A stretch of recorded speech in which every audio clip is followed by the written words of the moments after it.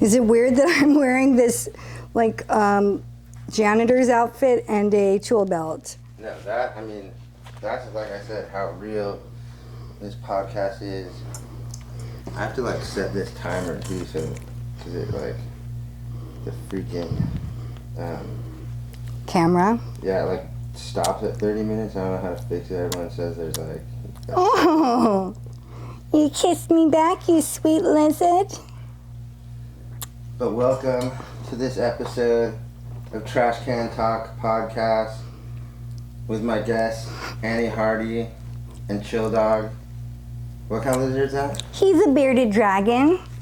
You might recognize Annie from the blockbuster hit Dashcam in the UK right now. Well, it's in America too. And in America. Is it blockbuster? And it's in Australia as well. It's a Blumhouse film, so it's like, I don't know. Right. I don't even know how movies work anymore since the pandemic. Like when this movie came out, it kind of came out. Like it had a short run in theaters, but what are you doing? But, you know, everything goes straight to streaming services now. Right. And you might also notice her. What year did you play Coachella? 2005. If you attended the 2005 Coachella from Giant Drag, or if you live in LA, I feel like you're well known enough in LA to be like, if you lived in LA, you probably know Annie. Or if you live in England, you might know me. Other than that, you might probably not. But now you will. Now you'll know me so well. I hope Chill Dog's not gonna shit during this interview. I have some like, you know, just like you probably know from doing a podcast, which is like unbelievable to me though, that there's like people who do listen to all the whole episodes. Yeah, well, it's a replacement for having friends. Right. So, I mean, I do have my little crew of people, so you're welcome for me introducing you to Annie. Most people would try and keep her a secret to themselves. And then half the people will probably hate me anyway. Right. If you're an NPC, a non-player character, or an NPD, narcissistic personality disorder, you should maybe just go to the next episode because you probably are going to hate my guts. I feel like you should sit through this episode and maybe that'll be a moment of growth for you after 1 hour. That's a good advice too. It's yeah, love and tolerance. So how did you, Swan Songs was your first Giant Drag album, right? Wrong. It was it was Lamona. It was an EP. The first full length was Hearts and Unicorns. And then Swan Song was the EP that followed Hearts and Unicorns. What are you doing, my friend? And that was on a major record label, or no? Yeah, it was on Interscope, or a subsidiary of Interscope, I should say. What do you think about Interscope? I think Interscope should put my records out again. No, I mean, I think it is what it is. I think I miss the old model for major label and indie labels. Now it's the Wild West. There's no real business model for the music industry, and it shows, and there's just so much shit out there. And that's due to the ability for people to record their music at home and then put it to the same stream of content as, like, you know, Elvis and Marilyn Manson and Nine Inch Nails and, you know, and Bobby from Indiana or whatever are all vying for the same spot. They're vying for the same press, and they're almost indistinguishable except for the number of streams. And Bobby from Indiana is, you know, nobody's heard of him, but with the right flick of the wrist or accident or whatever, you got the next Bobby Eilish or whatnot. Really?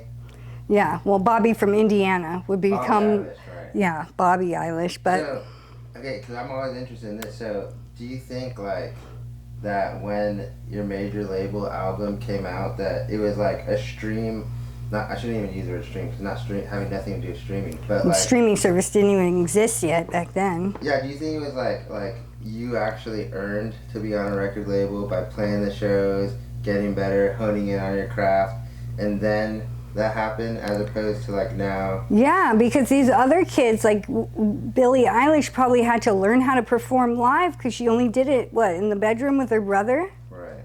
It's like these kids that want to be famous today, they want to be rappers or do something where they just sing over a backing track. They want to be karaoke stars. And some of them have the voice, you know, and it's like, but it's like they're also going to have the contract with Satan written in blood for their soul.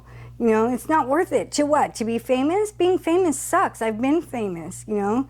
Like, it means the void that you're seeking to fill through fame, success, etc., recognition, it stays empty, if not gets even emptier than it was before, because that's not what it is. That shit don't fix it. And then like, cause I was so the year that you played Coachella, you said Madonna played? That was the year Madonna was pretending to be some sort of indie artist, and so she played in like the Sahara tent. Oh no, I didn't know that. Oh yeah, and so the entirety of Coachella at 5 p.m. or whenever it was, beelined for that tent.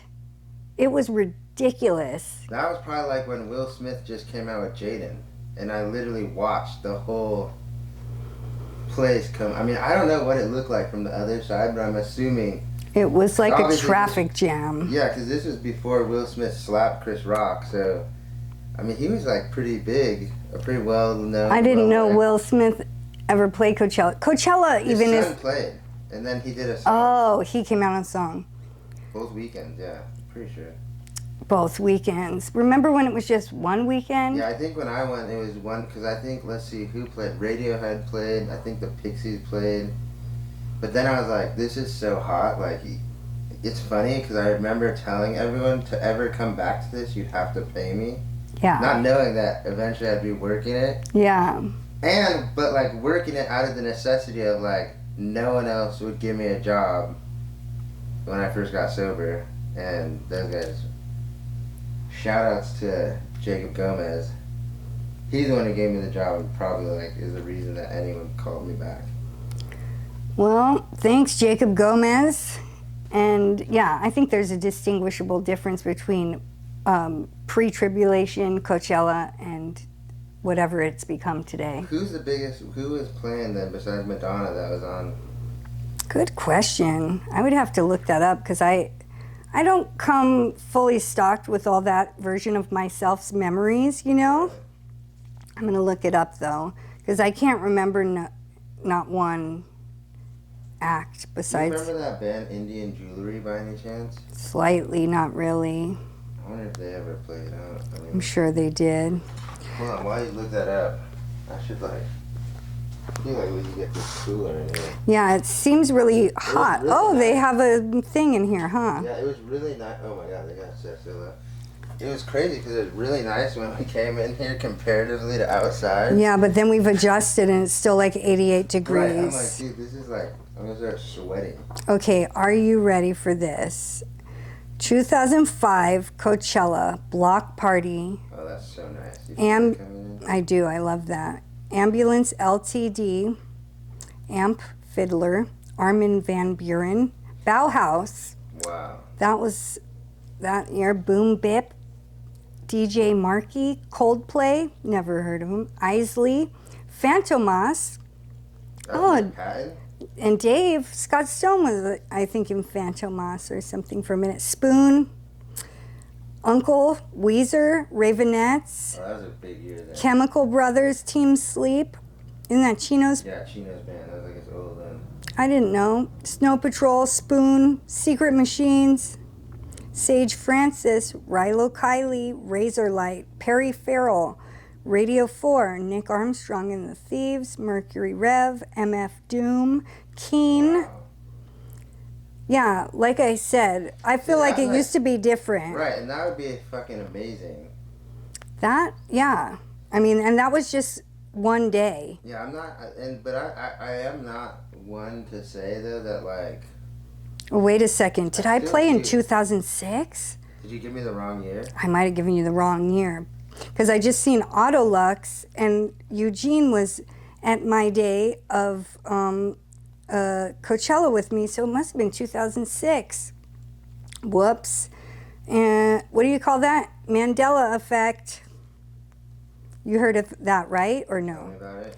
Mandela effect is they want to say it's a group of people having a false memory together. So a bunch of people remember Nelson Mandela dying in prison when really he got out of prison and went on to like be prime minister or whatever you want to call it out there afterwards, and then he died, you know? So there are false memories such as people remember the Berenstain Bears? The Berenstain... The Bernstein Bears? Yeah. Apparently it was the Berenstain Bears and always has been. But it's not? I mean, that's what they say. That's the narrative. I remember the Berenstain Bears. Right. Why would they say that? And like, there's a bunch of really little things like that, like the way you spell Febreze, the Monopoly guy not having a monocle. They say that Shazam, the movie, never existed, when I know it did. Shaq. No, that's Kazam. Shazam is with Sinbad. Oh, yeah. But that Who might said not... that it The world and the internet. Really? What about Drop Dead Fred? Did they say that exists? Because I feel like that was my favorite movie and I never... I'm pretty sure they haven't fucked with that one. Right. That's a classic. I should watch that.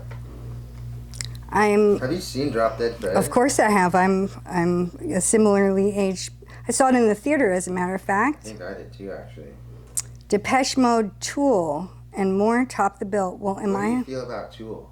I love Tool, actually. You I know think that they're there's, great. Like those people, there's like, I feel like there's both sides of like, I like Tool a lot. Mm-hmm.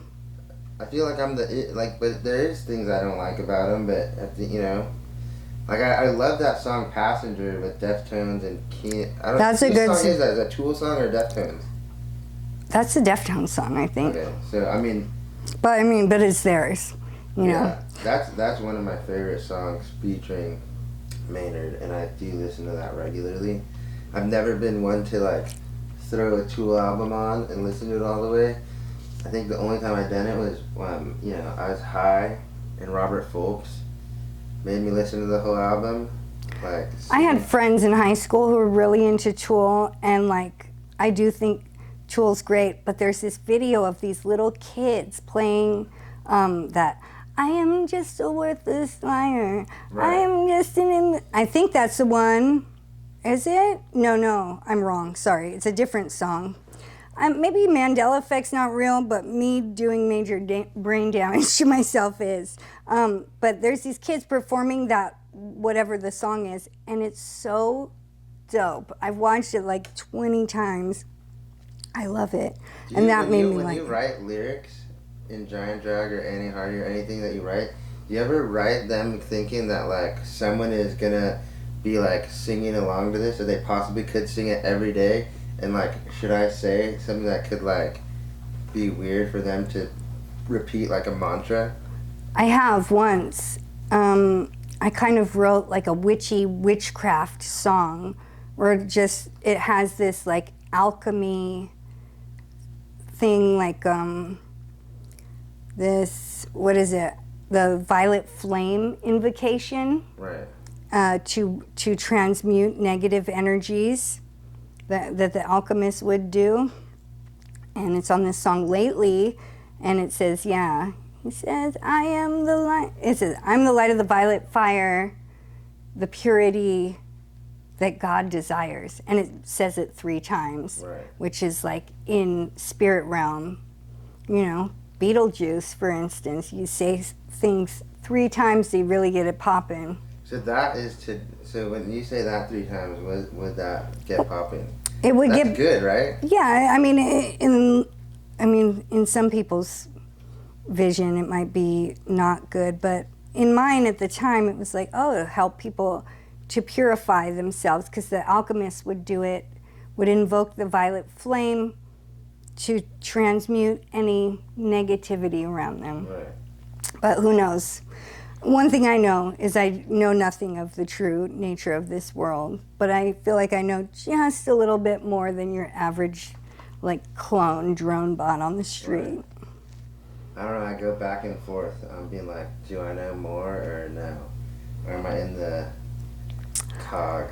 I feel like the evidence in the physical world will speak to who knows a bit more, like, consciously, because if you're operating from this, like, heart-centered, like, unity consciousness, like, all is one place, and you're non-reactive and you're able to freely give and receive love, you know a little bit more than Right. your fellow clone drone bot. And then though, I feel like if I do know more though, that I do enjoy living in the world of not, and like, Mm-hmm. you know what I mean, like going Yeah. back and forth from it, and almost like not even minding to play the character that I know everyone would expect me to play, or the character that they wouldn't expect me to play. Right. You know what I mean? Yeah. You do that too, though. Totally, yeah. I've got a couple different, I mean, I'm a Gemini, so there's like at least two of me, if not more. And I just feel like, yeah, it's almost like we have like dissociative identity disorder, what they used to call multiple personalities. Right. And I think that is, I feel like each of us has at least like three major spirits that are always in action. Never all at the same time, one at a time. So there's like at least three different spirits in there, and like you look slightly different with each one that's driving the car that is you, and they change out. And it sounds a lot like multiple personalities, but you know, I don't know. Like I said, I don't know this for sure. This is just what my intuition And says. I feel like too, when you've like gone into like the survival mode of living, that like it's way easier to like bring out the alter like Rolodex, personalities. that alter egos. You're like, dang, what was my survival mode for this situation? What would that work right now in this job I'm trying to? Oh, what was my survival mode in this situation? I think that'd be a good way for me to make money now as a profession. Yeah, I don't ever do that because I don't care about those things whatsoever. But you know, I don't know. I feel like I've made myself autistic if I wasn't already to begin with. Like, I've poisoned my brain with so many like heavy duty chemicals Right. that I'm on that spectrum Yeah. a lot more than I used to be. So something happened at some point where I was just like, uh-oh, I can't give a fuck anymore. Maybe it was drugs, but like the effect of it never wore off. No, it's just like mind blowing to me that it come like.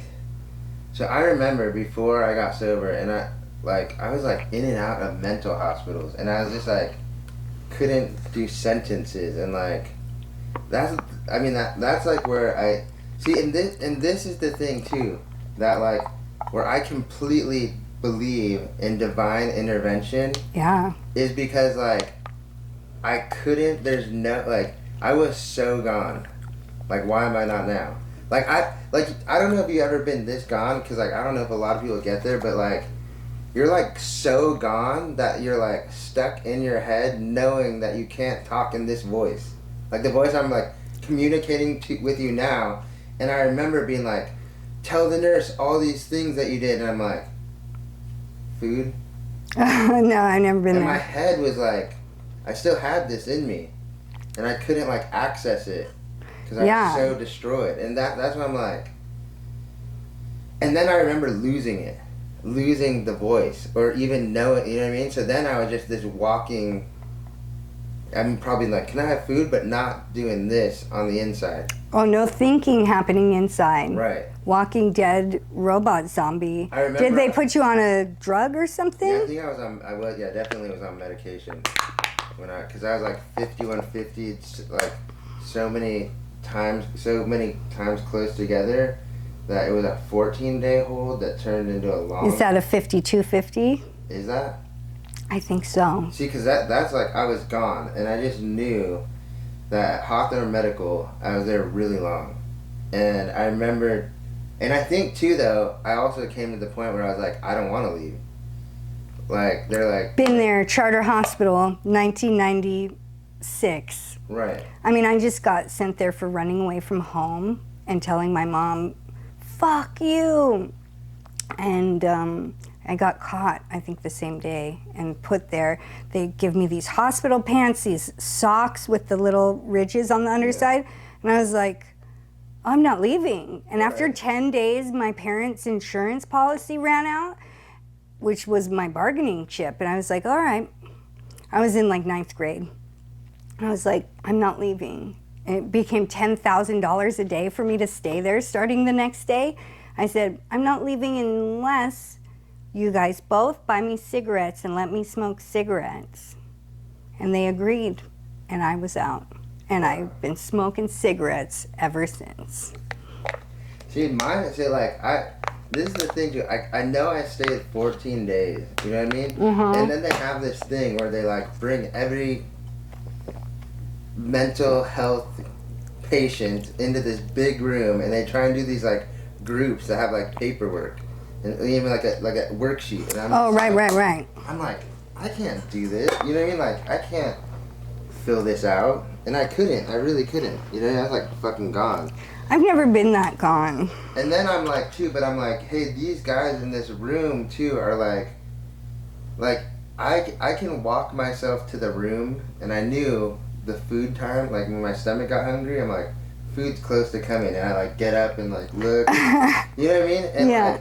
But some of these guys like couldn't walk themselves to the room, or like they walked into a wall, and I'm like... Well, they were probably on drugs, right? They got them all drugged up? I think almost everyone there is medicated, because especially too when you're in that suicide watch hall, like you can't not take your medication. They like they hold you down and like give you a shot. Girl Interrupted style. And that's real.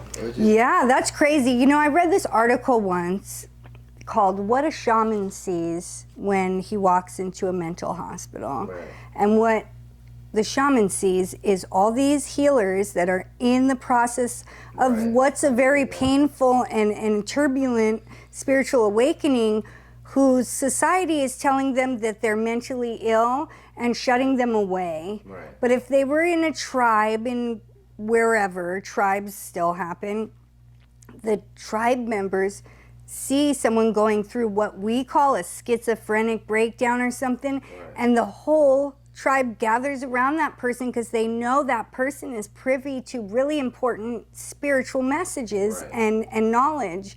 And because they do that, that person comes out and heals and comes out the other side of it, or, you know, becomes this amazing shaman or whatever. But we tell that person who's experiencing the same phenomenon as a psychic medium that they're schizophrenic. Right. And we damn them, you know? And they know what's going on. These motherfuckers know what they're doing. This is a worldwide, like, fucking attack on our spirituality. And the only places where it doesn't work is the places that don't have television and radio and shit like that. Well, I'm gonna restart this. I have 30 more minutes. It was probably turned off right before that, huh? No, because I have a so like, it's crazy that you say it's crazy that you say that, because I mean that's I just went through it again. Oh, really? I just went through the same.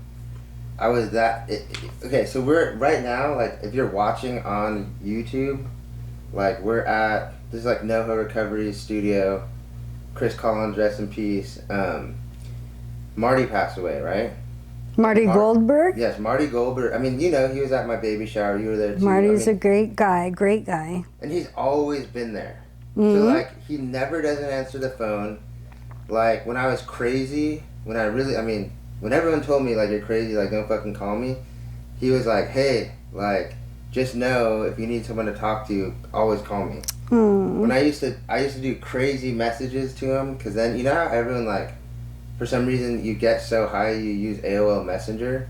I don't know about that. That's the thing, because, like, I feel like only my friends that are high, I know there's people that do, and if you're watching, like, nothing against you, but most Nothing against you, Mom. You know, Right. just So, you're really high yeah, on but drugs, my friends, and friends- someone's parents. my friends that are high will still call me on AOL Messenger. That's And weird. I used to do the same thing. I would call you through that. Maybe I'm thinking because like my phone would not be paid and you could connect to Wi-Fi. So it's trying to like remember. using your like It's like the new payphone. or it's like using your laptop to text Right. somebody, but So different. long story short, Marty's always there, and you know, even like I was living in this like apartment one time, and I was starving, and I was like, I'm starving, and he's like, meet me here, like, and brought food. I think What he an brought me angel. Groceries too. That I'm pretty sure he did, like a bunch of groceries. So he passes away, and it was so like. I forget what I made an amends to Marty. I think it was obvious financially. I borrowed and there's no way I could pay him back. I'm pretty sure that was what it was.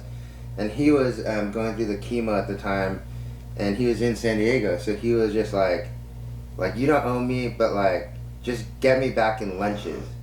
Like you pay for lunch. Mm-hmm. And I was like, all right, cool. Because Marty took me on some cool things and paid. You know, you hung out with him. He had money. Yeah, he was a lawyer. Yeah, so then the last time, so I went and picked him up at the place. We went to the gas station. I was like, where do you want to go eat? Anything you want. And he's like, dude, I can't taste. And every time I eat, since the chemo, I throw up. Oh, And I was like, damn, well, like, do you want to, he came and sat with me and we ate. And that was like me, like, because I wanted to pay him back of those lunches, you know what I mean? yeah. And, you know, then, you know, what happened to Marty happened, and it wasn't the fucking cancer. My sponsor was going through, like, this cancer thing, and I was like, is everyone just gonna that's been there, gonna leave me? And Who's your sponsor, Mike? yeah. They both got throat cancer at the same time. Yeah. That was weird, right? Right. And they're very, like, my go-to. So then, when that kind of happened, I started reaching out to Chris Collins, because I saw him and he loved Jesus Christ, which was unbelievable to me, knowing him. Yeah. I knew him too. Right. Like, he robbed my house once. I seen a video of him in your house. I'm sure. He was in there, hanging out with Robert. Rest in peace. And so I see his wife and his fucking beautiful kids, and I was just like, dude, like, you know something more than what people in AA know. Yeah. Like, you have something way bigger than what the guys you know, yeah, almost like anyone, you know what I mean? And he was, a lot of the stuff he kind of, you know, broke down to me. It was things from the Bible and stuff, I just saw no reason to get married. I thought it was this dumb thing, and he explained to me why in the Bible it's important to get married and, like, what that means, and it's, you know, a promise between you, God, and how important it is. And I was like, wow, that is pretty important. And then, boom, what happened to Chris happened to Chris. And I'm like, what the fuck is going on? Like, why am I, you know what I mean? Like, why are you taking these... Feels like targeted harassment, doesn't it? Yeah, I really relate. does. And I'm kind of like losing it now of, you know, around this time in October, and because it almost was like I'm getting to these next levels, and then the guide's being ripped out of my hand. You know what I mean? And it's like I'm in the middle of the chapter, and something keeps just ripping it from me. And then, so, like, you know, my grandma, like, she's the only... Oh, yeah, and then she passed. Right, and she's the only person that ever believed in me. She used to tell me, she's like, this is God's plan. Like, you are gonna go through all this stuff, and I'm never gonna turn away. You know, I'm always gonna be here. Like, you can always, and I did. She always let me to her house. She always fed me, shower. She lived in Burbank over there? Yeah, right across from that little... Is that where your baby shower was? That was at my aunt's across Oh, the street aunt's, from her okay, house. okay. My aunt was very similar, except for she did the boundary thing with me. She did the Al-Anon. Not hardcore, but she definitely... I'm like one of those... Just hard enough. Well, because I'm like this. Sorry. If you were to be like, Brandon, don't ever come to my house again, Yeah. I won't. I'm not one of the guys that's like, are you sure you can't let me in? Callow. Like, yeah, that's exactly what I was thinking. But so my grandma was always like, you know what I mean, you're gonna get through this. You're gonna help a lot of people. I mean, big, like, you know what I mean. You don't understand the time, but like she used to do the Serenity Prayer and make me say it with her too. She said make me say our, you know, like almost like a meeting. So like if I came, say it with her. Right, right. Leaving, you know, because I know that in the back of her head, even though she was like, you are gonna be fine. I'm sure she's like, he's gonna die. Totally. You know what I mean? Like, but she never let me feel that. She always was like, this is the mission that you have to go through, and on the other side, you're gonna help a lot of people. She's right. Right. So the crazy, I mean, when she passed away though, I kind of felt like, you know, I'm like, damn, I didn't like get to where I wanted to be at for her to go. You know what I mean? Right. Like I just. But you'll never get there. Right. Realistically, you did get there because you're with Chelsea. You have a beautiful kid. You're doing well, and she got to see all that. Yeah, she did. So that's the thing too. She actually didn't even remember a lot of things, but. Did she have dementia? Yeah. That is so fucked. How many people are like having that in Alzheimer's because these motherfuckers are poisoning us all with microparticles of heavy metals. Sorry, go on. I mean, yeah, it's like, because here's the thing too. This is what really just got like, so, right. I'm telling you, 2 days before COVID lockdown of her facility, I forget why I did. I drove all the way there with Malachi, and I broke her out of the thing, and I took her to Denny's, and she knows. She still remembered. And she like played with my son, and I was like, wow, this is like amazing. Like, I never bought that lady anything. Right. You know what I mean? I think that Denny's meal might have been the first thing I ever foot the bill for. You know what I mean? Like, yeah. Maybe someone gave me $50 to buy Grandma and Colin a present, or, you know what I mean? Like, maybe I tried to do some nice things, some cards. Like, as much as like a junkie can comprehend. Right. That's nice. But it probably always followed with the idea of like, getting something on the back end. Yeah, like I know when I give her this card, she's gonna palm me $20, and I'm gonna go leave, and you know what I mean. So, right. Like yeah, it was amazing, but I hit that fucking thing, and I was sober, and I'm like feel like I'm like spiritually fit too. So I was really just confused, and I went through it for like a month or two-ish. Like I had to go to counseling, and just like. You know, because actually people used to go, how are you doing? And I would be like, I'm not good. And then they're like, what? Well, what's going on? And then I'll tell you. Right, because you're like me. Fuck. People stop asking me. People stop answering my phone call. You know what I mean? I kept being like, dude, I'm fucked up. And AA people stopped answering your phone calls because you weren't doing well enough for them? It was definitely, yeah, there was some, you know what I mean? Yeah. Because also you got to take in consideration the fact of like... Well, through the darkest, night, the dark night of the soul, which is what that was, and in the dark night of the soul, we all walk through that alone. We have to, because that's how it works. Yeah, see, and that's the thing though too, is that I feel like what was happening though is people are like, because I was doing it all, Annie. I was praying more than I ever had. Yeah. I was like meditating, like I was doing the work, like I was doing all the things that I know to do, and I wasn't getting that like... You weren't getting the same relief that you usually get. Right. Because you needed to do something new. So what finally helped you? Well, so, I mean... Jesus? I mean, a lot of it was, yeah, just a real strong belief that, you know what I mean? Because I knew what I had gotten through. Mm-hmm. And like I told you, that I was actually walking down this street when I heard everyone always tells me that, don't tell people you heard the voice of God, but like, I did hear, you know what I mean? Like, I can't think of anything else that it would be. Yeah, I was on meth, but I remember the difference between voices that I thought I heard and then being like, oh shit, like that's some real shit. Mm-hmm. And if it wasn't, like the mind wants to, the mind doesn't know how to file away spiritual encounters like that. Right. And so you'll either sort of like wipe it under the rug, but like, you don't know what to do with that kind of shit, you know? So, but it's good to remember because it is real. Yeah. And you know it's real because God told you to do something good for yourself. If God tells you, people at home listen to me, especially any of my deranged fans, if God ever tells you to kill somebody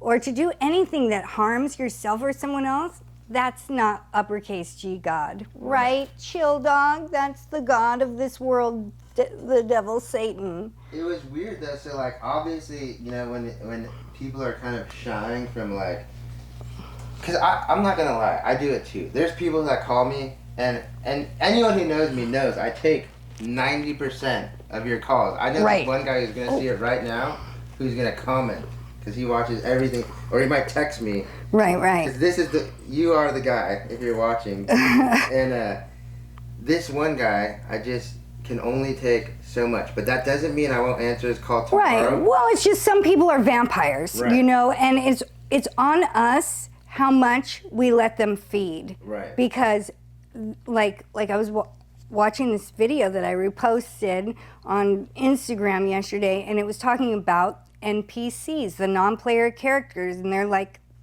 I guess David Icke said they're like the merry-go-round horses, like they're going up and going down and going through all the motions whether or not somebody's riding on them. Right. And that's what I had to learn with narcissists, is like they're just like, this person is punching and kicking into the air, and it's my decision whether I want to get so close to them that I'm getting punched and kicked. Right. And if I stand there all day and say, oh, punching and kicking me hurts, and this is why, all they know how to do is punch and kick. So I have to extract myself for my own safety from this punching and kicking wildebeest's presence, you know? And that, like, so the thing too is like, I had to, most of this was done with like a higher power. Mm-hmm. A lot of it was actually done in this room though with this guy. I mean, that was a higher power acting through someone. This, you know, a therapist at Maricosa, I signed up for, because they have free counseling at the college, and I utilize everything they offer. Right. You know what I mean? And I'm like, well, if no one wants to hear any more about this, and you know, I'm like, I start doing the thing too where I'm like, okay, resentment's not good to have. So I'm starting to get resentful of people who have nothing to do with them, and I'm telling them. And people who aren't in AA are like, wait, so you like don't fucking like me and you're telling me right now? Whoa. Yeah. And that's weird for your friends that aren't. Like, yeah. And then it was another thing I had to notice too, and it was big. So here's the realization I came to, is that like, I've spent so much time literally utilizing drugs or all these tools that the program taught me to not feel. Oh yeah. So when I do feel, I do immediately go to meditation, prayer, working out, going to a meeting, and that extracts me from feeling the feeling. So I think at like 5 years sober, I came to the realization that like, damn, like you're just really hurt. Yeah. This shit's really sad. Like, you don't have, like, you can't meditate it away. It's just gonna hurt for a little while. Yeah. And then I had to sit across from this guy who has to sit there and listen to me. And maybe he wanted to, I don't know, because he seemed genuine. Like, that he really cared, you know? And like, just tell him how much everything hurt. And, like, have him get me to, like, understand, you know? Yeah, totally. And then that was like a new thing at like 5 years sober. I was like, there's nothing I can do to not feel this, because it's just hitting me back to back to back. And I it's not like I could go to the gym enough, because the next person was dying next week. I would venture to guess that this I mean, what happened was legitimate in its painfulness, but I bet there's some ancient wound inside of you, some childhood wound of abandonment that it was triggering, that made everything even worse, you know? I think too, because like, and this is, so like, my, like my dad. So like this guy taught me everything I needed to know about life by the time I was 18 at least. Mm-hmm. I didn't need to know anymore, but I wanted the person there to keep telling me, to guiding me. You know what I mean? Yeah. And he just, as soon as he knew I was doing heroin, he was like, I'm done. He gave me a couple years, like a 3-year grace period of like, we'll have some sort of interactions, but like, I think about 23 was just like, dude, you're done. Like, you're cut off. And I feel like... Has he been gone since then? No, we're friends now. Oh, okay. I've actually just brought Malachi to see... I told you I went to his farm. Oh, yeah. And, I mean, that shit's amazing to have him back. But, yeah. And it's also too weird because I don't have to have that same relationship with him. I get to have this new one. Yeah, because you're an adult. Yeah, which is cool because I know if I didn't have all this that happened, I'd still just be like, that guy should be paying my rent, and I don't know why he's not. Yeah. You know what I mean? And like, but no, it was like that. It was that thing because like doing the steps does so much for you. Yeah. It does so much, and it's like it is in some aspect like it's the roadmap to life, which also could be. It's a lot of it's from the Bible, so. It is from the Bible. Yeah, there was a book that you could read prior to this. To teach you how to be good. Right. And that's what the world don't understand anymore, because that's why we got all this cancel culture and victimhood, like glorifying, is because nobody knows themselves. Nobody knows who they are. They operate out of this. They identify with their identity politics, like, well, right. I'm a liberal and science is real and you're bad and you're a rapist, racist piece of junk. And it's like they're always looking for an enemy outside, a right. villain. So they never have to look at the villain who's in there. And so, I mean, there's nothing in the Bible about a 4th step specifically. There's repenting of your sins and forgiving, right. Which is exactly what we're meant to do, because all that blocks the channel to God. But like going through all those resentments and seeing our part is so beneficial. And that's what none of these cancel culture little baby weak ass motherfuckers, my podcast, Empath of Least Resistance, got flagged in the Apple Store by some weak pussy who couldn't hear somebody speaking a truth that wasn't theirs and had to flag me. Well, if you don't agree with me, you're canceled. You have to disappear. Right. Is that how life is supposed to work? I don't think so. Right. I think we're all free to believe and think and feel and say and do whatever the fuck we want. And if somebody says or does something that you don't like once a week for an hour, look away. Right, look the fuck away, because it's not, just go away. But people are addicted to that hit of negativity that they get, becoming enraged, becoming self-righteous indignation, right. Like they're just like, because they love the bad guy, because it's not them. Yeah, and that is, like, I always wonder too, like, because like my old Instagram, the same thing. It got deleted. Yeah. So, and I was wondering, I'm like, I know that there's not like 100 people out there that hate me enough to be like reporting. I was like, there's one person who just really, I mean, I'm sure there's more than one person who really doesn't like me, but I'm like, damn, like. The fact they would go to the effort of doing that is like incredible. Like, this is how you know they're a clone, an NPC, because if you were a creator, if you were an organic soul, a living soul, you don't have time to concentrate on the people you don't like and look at their Instagram. You're doing something real. Yeah. It's funny too, because every time that I notice that I don't like someone is when they reach out to me again. When I'm already like, dude, I've been over this friendship. Like, yeah. Like if I just stop calling you, or like I'm just, you know what I mean? Because I check in on people. Like, if you like were this really like prominent figure in my life, and all of a sudden you're not. Yeah. Like, I don't want, you know what I mean? I don't want to talk to you. And if it goes like 6, 9, 8 a year, and we haven't talked, like I don't give a fuck. And like I don't. It's like I actively, in the beginning, actually like if I get hurt to where I'm like, wow, this guy really, like, I did all these nice things and this guy wanted to hurt me? Like, I don't get, like, what? Yeah. And then it's like I just don't talk to you, and it's so interesting to see someone like check in. Yeah, because you know their motives are a little bit I'm like, decrepit. Why are you even like seeing your message pisses me off. And it's like, even if you're like, hey, how you doing? Like, if your next thing isn't like, hey, I apologize for being a piece of shit, then I'm like, I don't even...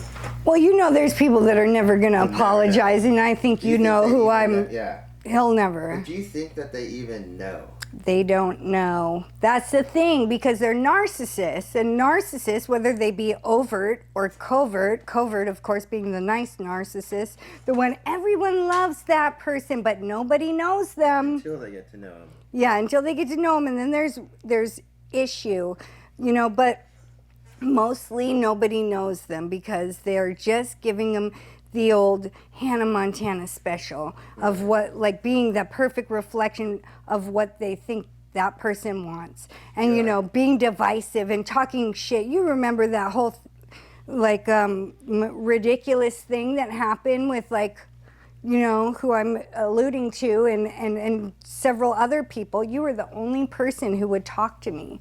And that was the last time I felt, not the last time, but it was like in sobriety, the first time I felt like, oh, fuck, like that feeling of emotions and persecution, like, and I was like, everyone hates me and nobody will tell me why or what I did. And then actually I had this woman, she's like a TikTok star now, Apostle Catherine Crick is her name, and she like does like deliverance ministries and stuff like that. And she came to my house because she was friends with my friend Marissa, shout out, who lives down the street here, and she ministered to me about Jesus. And she's like, you know, Jesus Christ is the Prince of Peace. So if there is a time where you're in a heightened state of non-peace, right, it's the presence of the devil. And Jesus Christ awards us perfect peace. And just as she said that, I felt the perfect peace like rain all over me. Then I talked to Dave Scott Stone, and he's like, I don't know why you fuck with any of these idiots. You're so much better than them. Like, and I was like, oh, well, maybe you're right. Yeah. I don't think of myself in a hierarchy type way, but maybe I should. Yeah. You know, there is such a thing as fatal humility. With Alcoholics Anonymous, with AA and me being a member of it, I've always looked at it like, and I think it says it in the book, that like I would be able to do these steps and go anywhere that a free man went. Mm-hmm. Which me, you know what I mean? Like, so my idea is I'll keep going to meetings but the idea of it ever becoming my whole life was never It sounds lame when you're newly sober, but it's like, it's kind of the dopest deal in town because, like, you know, like I was saying to the group earlier, it's like, I won't say who, but there is a member of the Beatles who's in recovery. You know, right. There's like all the people that you could hope to want to know for the most. I don't want to kick it with people who aren't sober because they're gross. Right. For the most part, they're gross. They're like sneaky, snivelly, or, I mean, I have one friend who's a normal person, and that's Joe Cardamone, and he's not that bad, you know? Chelsea's normal. Chelsea's great. Yeah. I fucking love Chelsea. See, and that's it, but here's the thing is, I you know, after finishing, so like, my sponsees ask me, why can't I date in the first year? I'm like, it doesn't say you can't. Yeah, but it's not a good idea. You know that the person I was when I got sober did not deserve a Chelsea.